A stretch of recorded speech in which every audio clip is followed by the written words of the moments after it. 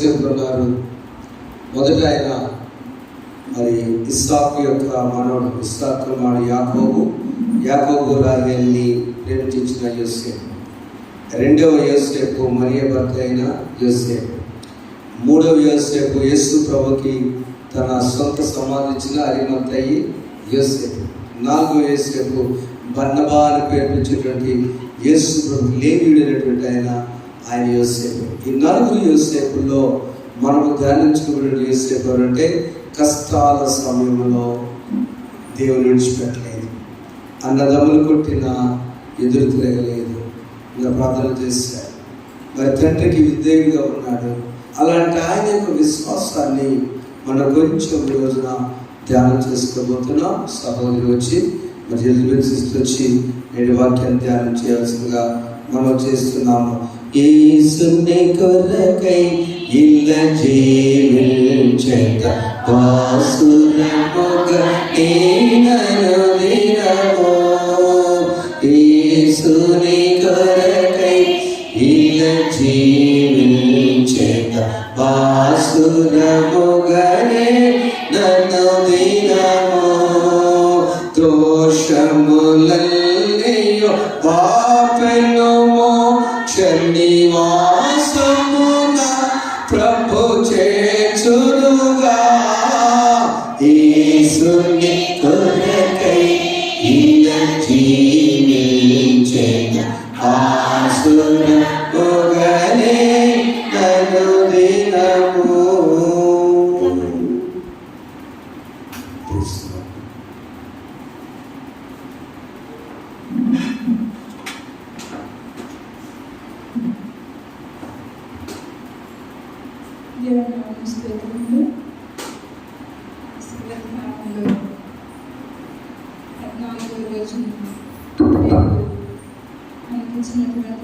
దేవునికి ముందుగా వందనాలు చెల్లిస్తూ అలానే చేరి వచ్చిన సంఘమంతటికి మన ప్రభువును రక్షకుడైన యేసుక్రీస్తు వారి ఉన్నతమైన నామమున మీ అందరికీ నా హృదయపూర్వక వందనాలు తెలియజేస్తున్నాను. అలాగే అవకాశం ఇచ్చినటువంటి యాజకులు గారికి నా హృదయపూర్వక వందనాలు తెలియజేస్తున్నాను. ధ్యానాలు 14వ రోజు అంశము. ఈ సంవత్సరం ఏర్పాటు చేసినటువంటి అంశాలన్నీ కూడా చాలా చక్కగా ఒక్కొక్క వ్యక్తి గురించి మనము ఒక్కొక్క పాఠం నేర్చుకునేటట్లుగా ఏర్పాటు చేశారు. మొట్టమొదటి నుంచి ఒకసారి మనము నెంబర్ వేసుకుందాం. మరలా ఒకసారి ఏదంటే ఒకసారి తిని ఆహారము మరలా నెంబర్ వేసుకుంటుంది అంటారు. అలాగే మీ దగ్గర ఉన్న పాంప్లెట్స్ తీసుకోండి. ఒకసారి మనం బుధవారం దగ్గర నుంచి ఉపవాసము అనే అంశంతో మొట్టమొదటి దినమున దేవుడు మనతో మాట్లాడాడు. యోవేలు ఏ రీతిగా ప్రవచనం ఎత్తి ఇప్పుడైనా మీరు ఉపవాసం ఉండి మనఃపూర్వకంగా తిరిగి నా యొద్దకు రండి, నేను మీ ప్రార్థనలు వింటాను అని ఆ రోజు యోవేలు ప్రవక్త ద్వారా దేవుడు మనతో మాట్లాడాడు. తర్వాత 40 దినాల ప్రాముఖ్యత బైబిల్ గ్రంథంలో చాలా మంది వ్యక్తులు 40 దినాలు దేవునితో ఏకాంతముగా గడిపినటువంటి వ్యక్తులు ఉన్నారు. అలా తర్వాత ఉపవాసం అనేది మనం ఎందుకు ఉండాలి, మన శరీరాన్ని ఎందుకు నలగగొట్టుకుంటూ ఉండాలి, ఇది ఆచారక్రమముగా చేస్తున్నామా, నీతిపూర్వకంగా చేస్తున్నానా, మన హృదయాన్ని కృమరించుకుంటూ దేవుని సన్నిధిలో నేను వేషధారణగా చేస్తూ ఉన్నానా, నా దేవుడు నా ఉపవాసం లక్ష్యం ఉంచేటట్లుగా ఉంటున్నానా అనేది ఆ రోజు దేవుడు మనతో మాట్లాడాడు. తర్వాత ఉపవాసం ఉంటే ఏ ఉపయోగాలు మనం పొందుకుంటాము, ఉపవాసం ఉంటే ఏ ఉపయోగాలు, ఉపవాసం చేయటం ద్వారా శ్రమలు పొందుకుంటామా, కష్టంలో పొందుకుంటామా, మరి దాని గురించి ఎన్ని విధాలుగా దేవుడు మనతో మాట్లాడాడు. తర్వాత సోమవారము ఏలియా ప్రార్థన. ఏలియా పట్టుదల కలిగి రోషము కలిగి ప్రవక్తగా అనేక మందిని దేవుని వైపునకు ఆకర్షించడానికి ఆ విధవరాలను ఎన్నుకున్నాడు. సరైపోత విధవరాలను ఎన్నుకున్నాడు. కాపోలం చేత ఆకాశం నుండి ఆహారము సమస్తము దేవుని నుండి పొందుకున్నటువంటి ప్రవక్త ఆయన వస్తూ ఉంటే ఈయన ఏ వార్త తెస్తాడో ఈ ప్రవక్త వస్తున్నాడని జనము ఆ దినాల్లో భయపడి చచ్చిపోయేవారట ఏలియా వస్తుంటే. అలాంటిది మనం విన్నాం. తర్వాత యోబేజు ప్రార్థన. యోబేజు ఈయన పుడతమే తల్లికి వేదనకరముగా పుట్టాడంట. ఆ రోజు నేను రాలేకపోయాను ప్రార్థనకి, కానీ ఆ యోబేజు గురించి అనేక మార్లు చదివాను. కాబట్టి ఆ యోబేజు వేదన కలుగజేసిన ఆయన ద్వారా మరి దేవుడు తన యొక్క చరిత్రనే మార్చివేస్తున్నాడు ప్రార్థన ద్వారా. తర్వాత హిజ్కియా ప్రార్థన. హిజ్కియా ప్రార్థన ఎవరికి లేనటువంటి ఆయుష్ ఈ పరిశుద్ధ గ్రంథంలో 15 సంవత్సరంలో ఆయుష్ తను పొడిగించాడు. దేవునికి మొర్రపెట్టినప్పుడు ఆయన ముఖాన్ని చిన్నబుచ్చుకొని ప్రవక్త ఎప్పుడైతే చెప్పాడో ఆ ప్రవక్త చెప్పిన వెంటనే తన ముఖాన్ని గోడ తట్టు త్రిప్పుకొని ప్రార్థన చేసినప్పుడు దేవుడు తన ప్రార్థనను విన్నాడు. ప్రజలను పరిపాలన చేయటానికి హిజ్కియా కలిగినటువంటి మరణ రోగమును తొలగించడానికి దేవుడు తను ఎన్నుకున్నటువంటి వారిని ఎప్పుడూ చేయి విడిచిపెట్టినటువంటి దేవుడని మరలా ఒకసారి ఆయన ద్వారా రుజువు చేశాడు. తర్వాత ఎస్తేరు ప్రార్థన. తన స్వజనుల నిమిత్తం ప్రార్థన చేసినటువంటి ప్రార్థనా పరురాలు ఎస్తేరు. అలా మనము ప్రతిరోజు కూడా ఒక్కొక్క అంశం చేత మనతో మాట్లాడుతున్నాడు దేవుడు. నెహెమ్యా ప్రార్థన. యవనస్తుడిగా ప్రార్థన చేశాడు. 20 సంవత్సరాల యవనస్తుడు ఈ దినాల్లో ఏ రీతిగా ఉన్నారు నెహెమ్యా ప్రార్థన ద్వారా విన్నాం. సుంకరి ప్రార్థన. తగ్గించుకుని ఆకాశం వైపు నేను కన్నులెత్తటానికి కూడా అర్హుడును కానయ్యా అని తన రొమ్ము కొట్టుకొని ప్రార్థన చేశాడు. మరలా హనోకు విశ్వాసము. బైబిల్లో హనోకు దేవునితో ఎన్ని సంవత్సరాలు నడిచాడు?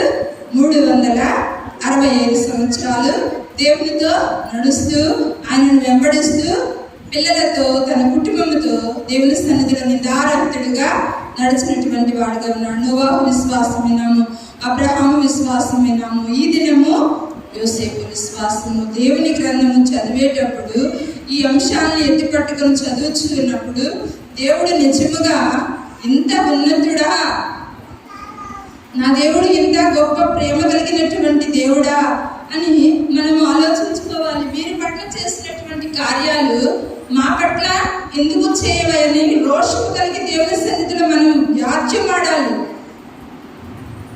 దేవుని సన్నిధిలో ఆనాడు ఈనాడు వారు సేవించినటువంటి దేవుణ్ణే మనం కూడా సేవిస్తున్నాం. కాబట్టి ఈ దినమందు దేవుడు మనతో మాట్లాడబోతున్నటువంటి యోసేపు గురించి కొద్ది నిమిషాలు దేవుని వాక్యాన్ని ధ్యానం చేసుకున్నాము. ముందుగా ఆదికాండము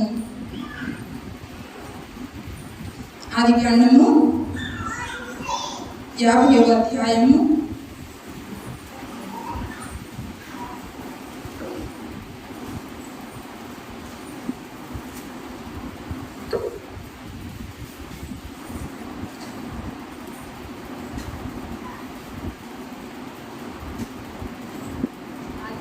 50వ అధ్యాయము లాస్ట్ వచనాలమ్మ.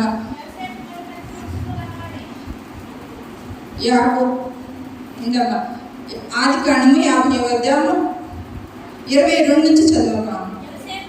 యోసేపు అతని తండ్రి కుటుంబపు వారును ఐగుప్తులో నివసించిరి. యోసేపు 110 సంవత్సరములు బ్రతికెను. యోసేపు ఎఫ్రాయిము యొక్క 3వ తరము పిల్లలను చూచెను. మరియు మనష్షే కుమారుడైన మాకీరులకు కుమారులు పుట్టి యోసేపు ఒడిలో ఉంచబడి, యోసేపు తన సహోదరులను చూచి, నేను చనిపోవచ్చున్నాను, దేవుడు నిశ్చయముగా మిమ్మల్ని చూడవచ్చిన ఈ దేశంలో నుండి తాను అబ్రహాము, ఇస్సాకు, యాకోబులతో ప్రమాణం చేసి ఇచ్చిన దేశములకు మిమ్మల్ని తీసుకుని పోవునని చెప్పాను. మరియు యోసేపు, దేవుడు నిశ్చయముగా మిమ్మల్ని చూడవచ్చును, అప్పుడు మీరు నా ఎముకలను అక్కడ నుండి తీసుకుని పోవాలని చెప్పి ఇశ్రాయేలు కుమారుల చేత ప్రమాణం చేయించుకును. యోసేపు 110 సంవత్సరముల వాడై మృతి పొందెను. వారు సుగంధ ద్రవ్యములతో అతని శవమును సిద్ధపరిచి ఐగుప్తు దేశం ముందు ఒక పెట్టెలో ఉంచిరి. మహోన్నతుడా నా దైవమా, నీ పరిశుద్ధమైన ఉన్నతమైన నామమునకు వందనాలు, స్తుతులు స్తోత్రములు చెల్లిస్తూ ఉన్నాము నా తండ్రి. ఈ సాయంకాలం నందున నా ప్రభు నీ పాదసముఖమునకు వస్తూ ఉన్నటువంటి మమ్మల్ని ప్రభు, వాక్యమైన యేసయ్యా, వెలుగైన యేసయ్యా, నా వాక్యము అగ్ని వంటిది కాదా, నా వాక్యము బండను బద్దలు చేయు స్తుతి వంటిది కాదా అని ప్రభు సెలవిస్తూ ఉన్నటువంటి నా దేవా, నీవు గొప్ప దేవుడవని నాయన, నీవు గొప్ప కార్యములు చేయగలిగినటువంటి సమర్థుడివని నా ప్రభు. ఈ సోమవారం నుంచి నా ప్రభు, ఇదిగో తండ్రి గురువారం వరకు తండ్రి దేవా, నీ బిడ్డల పట్ల చేస్తున్నటువంటి నాయన అయ్యా, విశ్వాసములో ఏ రీతిగా ఎదిగి ఉన్నారు నాయన దేవా, మీరు మాతో మాట్లాడుచు వచ్చినారు నా ప్రభా. ఈ దినమందు వాక్యము చేత దేవా, యోసేపు నా దేవా ఏ రీతిగా నీ యందు విశ్వాసం ఉంచినాడు నా ప్రభ, తన జీవితాన్ని ప్రభ ఏ రీతిగా నీ పాద సన్నిధిలో సమర్పించుకుంటూ నీ కొరకు బ్రతికినాడు దేవా. మేము మాట్లాడబోచుండగా తన నీ పక్షం నిలబడి ఉండగా దేవా, అయ్యా నేను ఎందుకు పనికిరానటువంటి మట్టి పాత్రను ప్రభ, పరిశుద్ధాత్మ దేవా, నీ పరిశుద్ధాత్మ తైలంతో ప్రోక్షించండి అయ్యా. మాట్లాడేది నీవు నా తండ్రి, నీవు మాతో మాట్లాడితే నాయన, నీ మాట అయితే మేము వింటాము నా ప్రభా. నీ వెళ్ళని స్వరంతో మమ్మల్ని దర్శించమని ప్రార్థన చేస్తూ చేరువచ్చిన సంఘం అంతటిని ప్రభా మీరు జ్ఞాపకం చేసుకుని అడుగుచు నజరేయుడైన యేసుక్రీస్తు వారి యొక్క పరిశుద్ధమైన నామమందు ప్రార్థించడానికి వేడుకొనుచున్నాను పరమ తండ్రి, ఆమేన్. దేవుని నామ స్తోత్రములు. చదవబడినటువంటి ఈ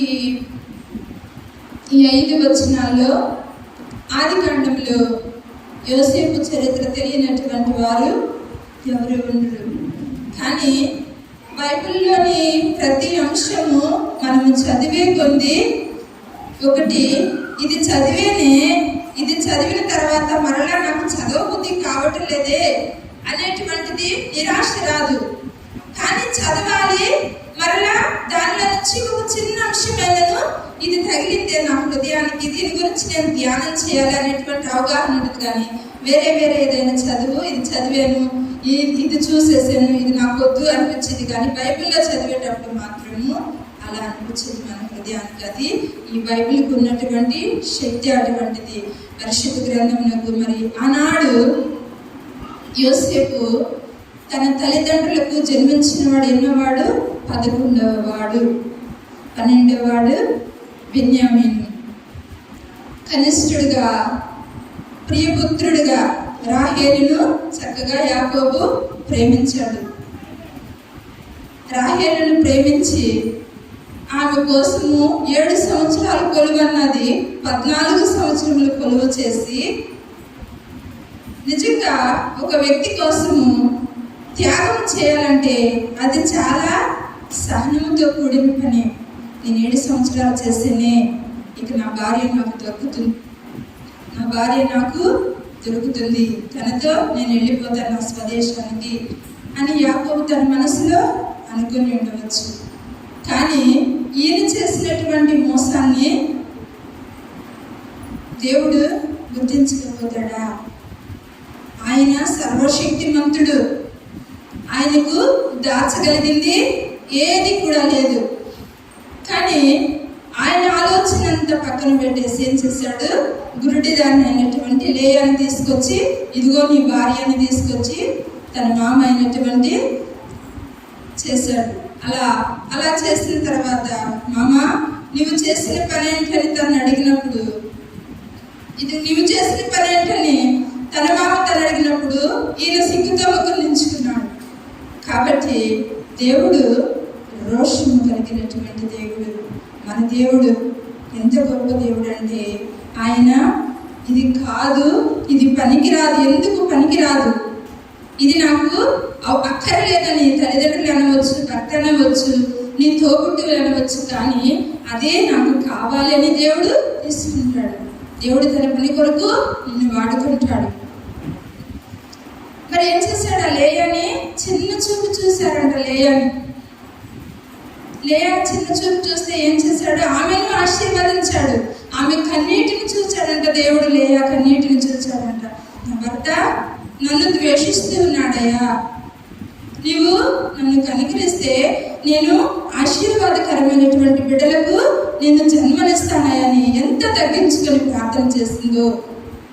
నిజంగా వెంటనే 10 మంది 11 మంది పిల్లలకు జన్మనివ్వటం అంటే అది సామాన్యమైన విషయం కాదు. త్రోసివేయబడినటువంటి వారిని తీసుకొని వచ్చి దేవుడు కౌగలించుకునేటువంటి దేవుడు. అలా 11 మంది పిల్లలు పుట్టిన తర్వాత యాకోబుకు లేయా మీద కూడా ప్రేమ కలిగింది. ప్రేమ కలిగిన తర్వాత ఈలోపు తను ఆ 7 సంవత్సరాలు కూడా వెంటనే గతించిపోయిన తర్వాత రాహేలు నుంచి పెళ్లి చేసినప్పుడు ఈ రాహేలు ఏం చేస్తుంది కదా, తనకు మరి కొద్ది కాలంగా బిడ్డలు కలగటం ఆలస్యమైంది.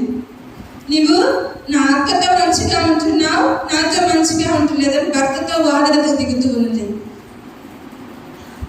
కానీ దేవుడు ఎవరైతే విశ్వాసంతో ఎంత దీనముగా తగ్గించుకుంటారో వారినే కోరుకుంటాడు. కానీ గర్వపు ఆత్మతో హృదయాన్ని మరి ఎక్కువగా చేసుకుంటూ నేనే గొప్పదానిని, నన్నే చూడాలి, నేనే అందగత్తిని అనేటువంటిది అహంకారం కలిగింది. కాబట్టి రాహేలు కొంతకాలం అలా పరీక్ష పెట్టి దేవుడు ఆపినప్పుడు మరి తర్వాత తనను కూడా ప్రేమించినటువంటి దేవుడు తను కన్నీరు కార్చి అప్పుడు అడిగింది దేవుని సన్నిధిలో, నాకను అనుగ్రహించావు కదయ్యా, నాకు కూడా బిడ్డలు నీవు అని ప్రార్థించినప్పుడు మరి ఈ బైబిల్ గ్రంథంలో ఫలించడి కొమ్మ యోసేపు పేరు.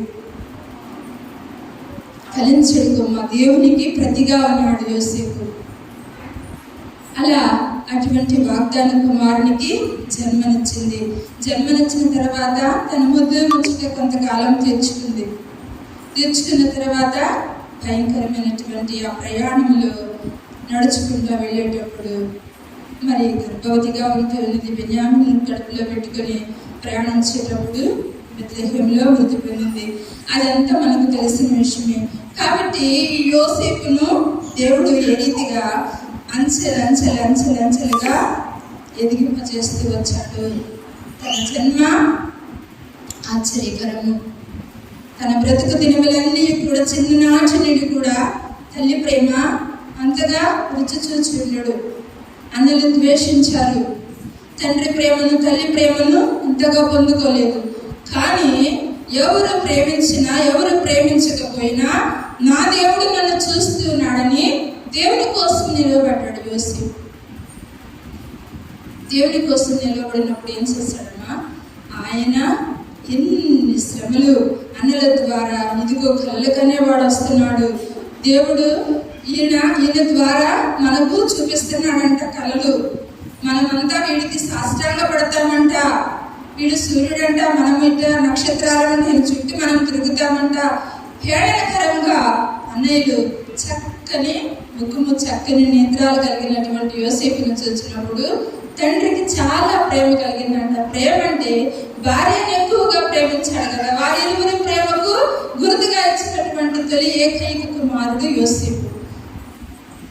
ఆ యోసేపును చూసినప్పుడు తండ్రికి, నా బిడ్డకు నేను ఏ వస్త్రం వేసుకుంటే చక్కగా ఉంటుంది, ఏ ఒక్క నగలు పెట్టుకుంటే చక్కగా ఉంటుంది అనేటువంటి తండ్రికి, ఒక్కొక్క తండ్రికి కుమారుని పక్షున ఎక్కువ ప్రేమ ఉంటుంది. కుమారులంటే తల్లికేమో కుమార్తెలకు, నా కుమార్తెకు ఇది ఈ చెవులకు కొంటే చక్కగా ఉంటుంది, ఈ గాజులు వేసుకుంటే చక్కగా ఉంటుంది, ఈ డ్రెస్ వేసుకుంటే చక్కగా ఉంటుంది అని తల్లి మురిసిపోతుంది. తండ్రికి అయితే ఏం చేస్తాడంటే కుమారుని విషయం శ్రద్ధ తీసుకుంటూ ఉంటాడు.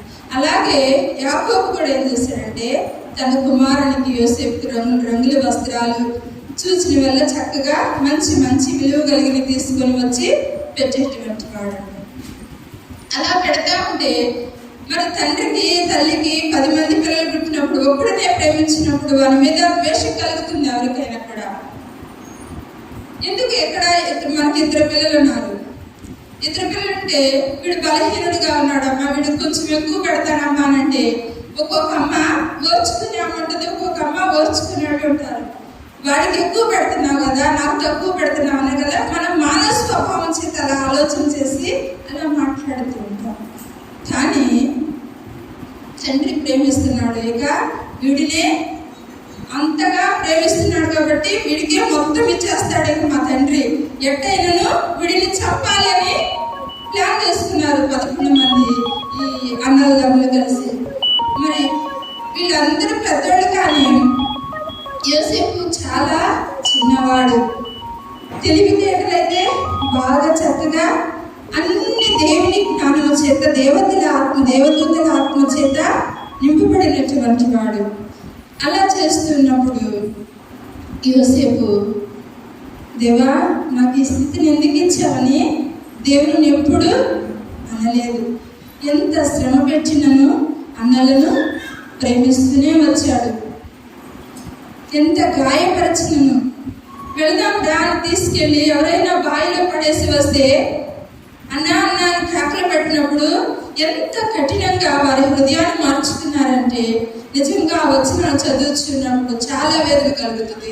ఆ బావిలో పడేసినప్పుడు మరి ఈ యొక్క ఆ భయంకరమైనటువంటి పులిపడి నీ కుమారుని చంపివేసింది, సింహం చీల్చి వేసిందని తండ్రి దగ్గరకు వచ్చి అబద్ధాలు చెప్పారు. అలా చెప్తూ ఉన్నప్పుడు తండ్రి హృదయం ఏమైంది, అయ్యో నా కుమారుడా నీవు నాకు లేవయ్యా అని ఎంతగానో యాకోబు ఆ నాటి నుంచి దుఃఖముఖుడుగా ఉన్నాడు. మరి ఎప్పుడు నా బిడ్డను చూస్తానా, మీరు చెప్పేది నిజమేనా అని కొంతసేపు ఆలోచన చేశాడు. కానీ ఇది ఇక నేను చూడలేను నా కుమారునని యాకోబు తన బ్రతికిన దినాలన్నీ కూడా ఆ బిడ్డను చూసేంత వరకు కూడా దుఃఖముతోనే నిండి ఉన్నాడు. దుఃఖ నివారణ పొందలేక ఉన్నాడంట యాకోబు. అంతగా ప్రేమించాడు తన తండ్రి. ఈ ఆదికాండం అంతా కూడా తన తండ్రి ఏ రీతిగా ప్రేమించాడో, ఈ యొక్క షిమ్యోను, రూబేను వీళ్ళందరూ ఆయన పక్షమున ఏ రీతిగా హేళనకరంగా మాట్లాడారు, అమ్మివేసినప్పుడు బానిసగా అమ్మివేసినప్పుడు ఫరో ఇంటికి ఆయనను వెడినాణ్యాలకు అమ్మినప్పుడు అక్కడ గోతులు త్రోయబడినటువంటి ఆ వ్యక్తిని తీసుకుని వెళ్ళి ఆ దేశంలోకి అమ్మినప్పుడు అక్కడ కూడా దేవుడు తనని విడిచిపెట్టకుండా ఏం చేశాడమ్మా, ఆ ఇంటిలో ఈయన యోసేపు వెళ్ళిన తర్వాత ఇంటికి ఆశీర్వాదం వచ్చింది. ఒక్కో బిడ్డ వచ్చిన మెడ, ఒక్కో గేదె బొడ్డు వచ్చిన మెడ అంటారు కదా. అదే విధముగా ఈ యోసేపు ఎప్పుడైతే ఆ ఇంటిలో అడుగు పెట్టాడో ఫరో ఇంటి వారిని, తనకి ఉన్నటువంటి రాజ్యాన్ని అంతటిని కూడా దేవుడు ఆశీర్వదించడం ప్రారంభించాడు. దేవుడు ఆశీర్వాదం అంటే ఆయనను స్వరక్షకునిగా, స్వంత రక్షకునిగా ప్రేమించాడు.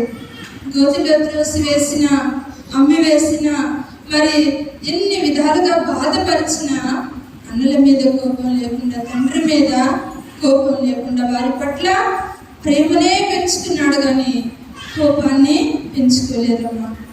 మనమైతే ఏం చేస్తాం, ఏదన్నా ఒక మాట అంటే నేను ఇక జీవితంతో జన్మలో తన ముఖాన్ని నేను చూడను అంటారు. ఎందుకు ఈ పగ? మనం బ్రతికేది ఎంతకాలం? యోసేపుని ఎంత చేశారు వారు? చాలా అవమానం చేసిన దేవుడు మనము కూడా క్షమించే మనసును తెచ్చుకోవాలి. క్షమించే మనసు మనకు లేనప్పుడు ఈ ఆరాధన వ్యర్థము, దేవుని ప్రార్థించడం కూడా వ్యర్థమే. క్షమించే మనసు నేర్చుకోవాలి. ఇతరుల పట్ల జాలి కలిగిన మనసు మనము నేర్చుకోవాలి. వాక్యం విని వాక్యము మన హృదయంలో అనుసరించాలి. అన్నయ్య ఏదన్నంటే మనకేమి కాదు, చెల్లి ఏమనంటే మనకి ఇది కాదు, వారు మన మంచి నిమిత్తం ఒకవేళ చెప్తున్నారేమో, దేవుడు అది నీకు ఒకవేళ మేలుకరముగా మారుస్తాడేమో అని దేవుని కోసం నువ్వు కనిపెట్టి ప్రార్థించాలి. కానీ వారి మీద కోపం పెంచుకొని అదొక విషయంగా నువ్వు మార్చుకోవద్దు. విషయంగా మారుస్తాడంటే ఇక కోపం పెరిగి ఏమవుతుందంటే బీపీ లెవెల్ పెరిగిపోతాయి. బీపీ పెరిగిపోతే, రక్త ప్రసరణ ఎక్కువగా పెరిగిపోయి నరాల నొప్పులు అవి ఇవి ఇదంతా కోపం అంతా మైండ్లో ఉండిపోయి ఆలోచన ఇలా వద్దు. మనం దేవుని సన్నిధికి వచ్చేటప్పుడు మన స్థితిని దేవుని పాదాలు పట్టుకుని ప్రార్థన చేద్దాం. అయ్యా, నీవు నాకు క్షమించే మనసుని ఇయ్యి, క్షమించే మనసుని, ఇతరులను ప్రేమించే మనసుని నాకు ఇయ్యి. నాకుంటే ఈ క్షమించే మనసు నాకుంటే నా రక్త సంబంధుల కోసం నేను ప్రార్థించే మనసు అప్పుడు నాకు వస్తుంది. ముందు నేను క్షమించాలి, వారితో నేను మాట్లాడాలి అనేటువంటిది మనకు రావాలి. వాక్యం ఎందుకు? ఈ వాక్యంలో చాలా మర్మాలు ఉన్నాయి. మనం చదివే కొన్ని చాలా మర్మాలు ఉన్నాయంటే వాక్యం విని వాక్యాన్ని మనము అనుసరణకు తీసుకుని వచ్చినప్పుడే.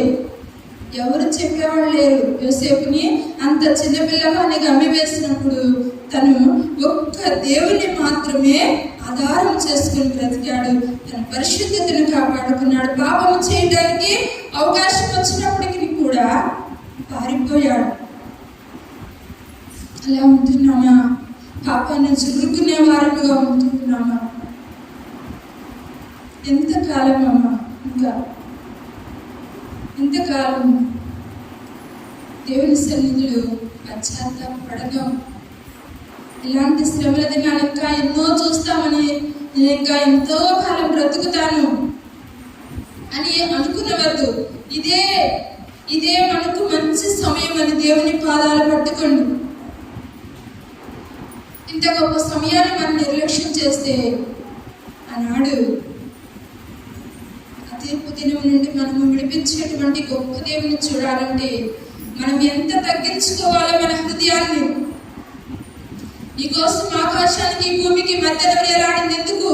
నీ పాపాలను, నా పాపాలను క్షమించడానికి దేవుడు ఆకాశానికి భూమికి మధ్య వేలాడుచున్నాడు. తండ్రి, మీరేమి చేయించున్నారో మీరు ఎరుగురు కనుక మీరు క్షమించండి అన్నాడు. నీ పాపాలను ఆయన క్షమించేటప్పుడు నువ్వు ఇతరుల పాపాలను క్షమించకపోతే ఈ ప్రార్థనకు ప్రతిఫలం ఏ రీతిగా కలుగుతుంది? ఒకరిని వేలెత్తి చూడటం కాదమ్మా. ప్రార్థన చేయటం, వారి నిమిత్తం ప్రార్థన చేయటం, సాధ్యమైతే దేవుని మాటలను వారికి బోధించండి. మన స్థితిని మార్చుకున్నాము, క్షమించే మనసును నేర్చుకున్నాము, దేవుని సన్నిధిలో పెనుగులాడేటువంటి అనుభవాన్ని నేర్చుకున్నాము. పాపాన్ని ప్రేమించవద్దేగను, పాపాన్ని ద్వేషిద్దాము. దేవునితో నడిచేటప్పుడు నోవాహు తన గోడను కట్టేటప్పుడు ఏమన్నారు? వీడికి పిచ్చి పట్టింది అన్నారంట. ఆ జనాంగం అంతా కూడా పిచ్చి పట్టింది అన్నప్పుడు దేవుడు ఆ కుటుంబాన్నే కాపాడా? అందరినీ కాపాడా? ఆ కుటుంబం వరకే కాపాడాడు. అలా దేవునిలో మనం ఉన్నప్పుడు ఇంకు దేవుడు పిచ్చి ఎప్పుడో పడ్డ దేవుడు మాటలే చెప్పింది కానీ ఇక వేరేది లేదు అన్నటువంటి పిచ్చి తెచ్చుకుంది. దేవుని గురించి మాట్లాడాలి, దేవుని గురించి ఉపవాసం ఉన్నప్పుడు మనకు ఏ రీతిగా దేవుడు బోధించాలో క్షమించే మనస్సును నేర్చుకోవాలి, తీర మనస్సు కలిగి నేర్చుకోవాలి. తగ్గింపు సుంకరి వలె సంపూర్తిగా మనం లోబడేటువంటి జీవితం కావాలి. సంపూర్ణముగా దేవునిలో మనం ఒక ముద్దలాగా మారిపోవాలి. ఏ విధముగా మరుచుకున్నా సరే, ఆఖరికి మనం ప్రాణం పోయినా సరే ఆయన చిత్తాన్ని వదిలేద్దాం. నిన్ను సృష్టించిన వాడు నిన్ను ఏ స్థితిలో కూడా ఆయన విడిచిపెట్టాడు. కానీ దేవుని సన్నిధిలో నువ్వు విలువైనటువంటి దానవు, నువ్వు నా దగ్గరికి రావాలమ్మా, నా రాజ్యంలో నీవు ఉండాలమ్మా అని ఆయన నిన్ను ఒక ఉద్దేశంతో ఈ భూమి మీదకి పంపినప్పుడు నీ ఇష్టానుసారంగా నువ్వు బ్రతకడానికి వీలు లేదుగా. మర్చిపోదాం, దేవుని కోసం జీవిద్దాం. కాబట్టి యోసేపు క్షమించినట్లు వారి అన్నలను చూసినప్పుడు తన హృదయము కదిలిపోయిందండి. తన హృదయము, నా అన్నలు ఈ స్థితిలో తీసుకుని వచ్చావాయనని కొంత దూరం వెళ్ళి ఎక్కి ఎక్కి ఎక్కి పెట్టి ఏడ్చినప్పుడు ఆ రాజావారి కోట అంతా కూడా దద్దరయ్యిపోయిందంట. తన హృదయంలో దుఃఖం అంతా దేవుని సన్నిధిలో కక్కి వేశాడు. అలా దేవుని సన్నిధిలో రోధించాలి, కన్నీటితో ఆయన పాదాలను తడపాలి. కన్నీటి ప్రార్థనతో నీ యొక్క ప్రార్థన ఆయన పాదాలు చేరాలి. కాబట్టి మార్చుకున్నాము, దేవునికి మనం ఇష్టలుగా బ్రతుకుదాము. మన బిడ్డలకు కూడా దేవుని వాక్యాన్ని బోధిద్దాము. యోసేపు వలె క్షమించే మనసు కలిగి ఉండయా అని చెప్పండి. బిడ్డల్లో కక్ష కార్పణ్యాలు నేర్పొద్దు. వారింట చెప్పారమ్మా, అక్కింట చేసింది, పెద్దమ్మింట చేసింది, పెదనాన్నింట చేశాడు అని చెప్పొద్దు వారికి. అది నీ హృదయంలోనే దాచేస్తూ పిల్ల తరాల వలె పిల్ల వలె వారిలో కోపం వేసి కక్ష వేసి పెంచవద్దు. ప్రేమను పంచు. నీ బిడ్డలకు సంపూర్ణంగా నీ ప్రేమంతా నీ బిడ్డలకు పంచు, నీ భర్తకు పంచు. దేవునిని ప్రేమించు. ఇంక ఇదే మన జీవితం లేక ఏమి వద్దు. నా మరణ పర్యంతం వరకు నమ్మకంగా ఉన్నట్లుగా నువ్వు నా చేయి విడిచిపెట్టకుండా నువ్వు నన్ను కాపాడయ్యా అని దేవుని పాదాలు పట్టుకుని ప్రార్థించు. దేవుడు తప్పక ఆయన కృపను నీకు అనుగ్రహిస్తాడు. కాబట్టి యోసేపు విశ్వాసము తన మృతి చెందిన తర్వాత కూడా నా యొక్క ఎముకలను మీరు చాలా జాగ్రత్తగా మీతో పాటు తీసుకుని వెళ్ళండి అని చెప్పినప్పుడు వారు కూడా అదే విధముగా ఇశ్రాయేలు జనాంగం అంతయు కూడా అతని శల్యములను ఎముకలన్నీ కూడా సిద్ధపరచుకుని కనాను దేశము ఇశ్రాయేలు ప్రయాణం వెళ్ళేటప్పుడు ఆ యోసేపు ఎముకలు కూడా మోసుకుని ఉంటారు. వాగ్దాన దేశంలోనికి వెళ్ళాలని ఆనాడు బ్రతికి ఉన్నప్పుడే యోసేపు చెప్పారు. దేవుని ప్రేమించే వారికి ఆయన ఈ రీతిగా కలుస్తాడు. ఆత్మతో విన్నాము, మనస్సుతో ప్రతి మాటను హృదయానికి చేర్చుకున్నాం. చాలా వరకు మార్చుకున్నాం, ఇక్కడ కూడా మార్చుకుంటూనే బ్రతుకుతాం. అలా నడిపింపులోనికి ఇంకా బలమైనటువంటి విశ్వాసంలోనికి దేవుడు మనందరిని నడిపించలాగున ఆయన కృప మనందరికీ సమృద్ధిగా దయచేయనుగాక. ఆమేన్. అవకాశం ఇచ్చిన దేవచనులకు హృదయపూర్వక వందనాలు తెలియజేస్తాను.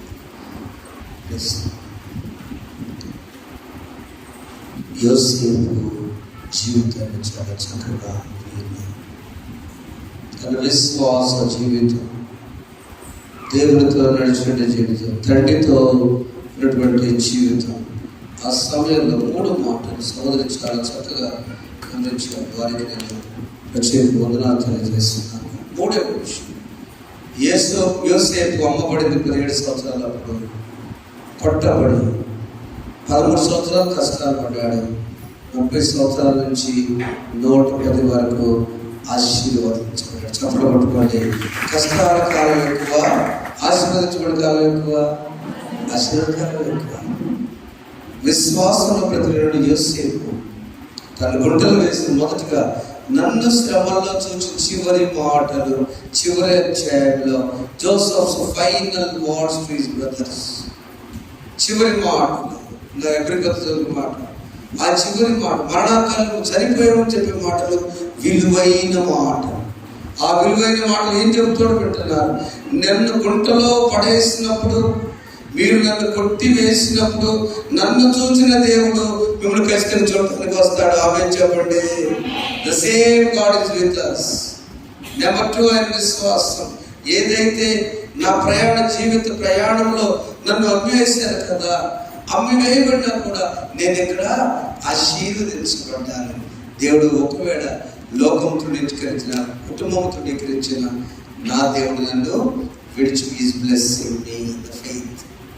3వదిగా ఈ సాక్ష్యాన్ని ఎముకలు నన్ను కొట్టారే, తన్నారే, ఆ ఎముకలే ఈ ఎముకలు నేను మరణించిన తర్వాత సాక్ష్యంగా మోసుకెళ్ళండి. ఎందుకో తెలుసా? ఒకప్పుడు ఎముకలు మీరు కొట్టాము, ఇప్పుడు ఎముకలు మేము మోసుకెళ్తాం, శక్యంలో పెట్టాము. సోదరులారా, నీ కష్టకాలం తక్కువ, ఆశీర్వాదం ఎక్కువ. యేసు విశ్వాసం జ్ఞాపకాలనే ఎంతకాలం ఇస్తాం, ఎంతకాలం నిందలు, ఎంతకాలము దెబ్బలు, ఎంతకాలం గాయాలు, కొద్ది కాలమే. God bless you. అందరూ లేచి ప్రార్థన చేసుకున్నాం. కష్టాల కొలిమి కాచి వేసిన శోకలు గుండెను చేర్చి వేసిన తన చిత్తం నెరవేర్చుతాడు. గమ్యం వరకు నన్ను చేర్చుట. పరిశుద్ధానికి స్తోత్రం. మమ్మల్ని గమ్యం వరకు చేర్చుకోవడానికి స్తోత్రం. నా సహోదరి ద్వారా మన గొప్ప వర్తమానాన్ని స్తోత్రం. యాకోబు వంశములు నా తండ్రి, అయ్యా తండ్రి మెచ్చిన కుమారుడుగా ఉన్నాడు. అయ్యో నీ కొడుకు చచ్చిపోయాడు, క్రూర మృగం మింగేసిందన్నా కూడా నా తండ్రి ఎక్కడో మూల తండ్రికి నమ్మకం ఆయన. తండ్రి విశ్వాసమే కుమారుడికి వచ్చింది. ఆ విశ్వాసం ఈ రోజు ప్రభా కష్టాలు ఆదుకునే దేవుడిని విశ్వసించాడు, జీవిత ప్రయాణంలో ఆదుకునే దేవుడిని విశ్వసించాడు. చనిపోయినప్పుడు నా విముఖలు కూడా మీకు సాక్షిస్తున్నాను. మేము బ్రతికినంత కాలం క్షమించే మనసు, ప్రేమించే మనసు మా బిడ్డకు యోసేపు లాగా దయచేయండి. తన విశ్వాస ఒంటరిగా వచ్చాడు ఐగుప్తుని ఆయన 100 మందితో ఆశీర్వదించబడ్డాడు. 400 సంవత్సరాలు నా తండ్రి 6 లక్షల ప్రజానికానికి కారణమైన తండ్రి స్తోత్రాలు. చూడండి మా బిడ్డలు కూడా మేము కూడా యోసేపు వలె ప్రేమించి క్షమించే లక్షణాలు నిన్నే నమ్ముకుని కష్టాల కాలం కొద్దిగా ఉంది, నా ముందున కాలం ఆశీర్వాదకాలం ఉందని ధైర్యంగా ముందుకెట్టడం దయచేయమని యేసు నామమున వేడుకొని ప్రార్థిస్తున్నాము తండ్రి. ఆమేన్. పరలోకమున మా తండ్రి, మీ నామం పరిశుద్ధపరచబడుగాక, మీ రాజ్యం వచ్చుగాక, మీ చిత్తము పరలోకమందు నెరవేర్చినట్లు భూమి అందులో నెరవేరుగాక. మా ధర్మకు దయచేయండి. ఆయన అపరాధం చేసిన మేము క్షమించిన ప్రకారం అపరాధం క్షమించు. శోధన దేహాదృశ్యం తప్పించు. రాజ్యము శక్తియు మహిమయు నిరంతరం నీవే ఉన్నవి. ఆమేన్. మన తండ్రి దేవుని ప్రేమ, ప్రభువైన యేసుక్రీస్తు వరకు పరిశుద్ధాత్మ సహవాసం పిల్లలు సదాకాలం మీకు మీ కుటుంబాలకు యోసేపు లాంటి విశ్వాసం వీరులుగా చేసి వారి సోదరికి ఐజాకులతో సౌత్యం చేసి ఆ కుటుంబాన్ని మన దేవుడు ఆశీర్వదించును గాక. ఆమేన్. అపరాధిని యేసయ్యా కృప చూపి ప్రభువయ్యా నిపుణించకయని కృపలో అపరాధములను క్షమించు. అపరాధిని యేసయ్యా కృప చూపి ప్రభువయ్యా. ప్రార్థన చేసుకోండి.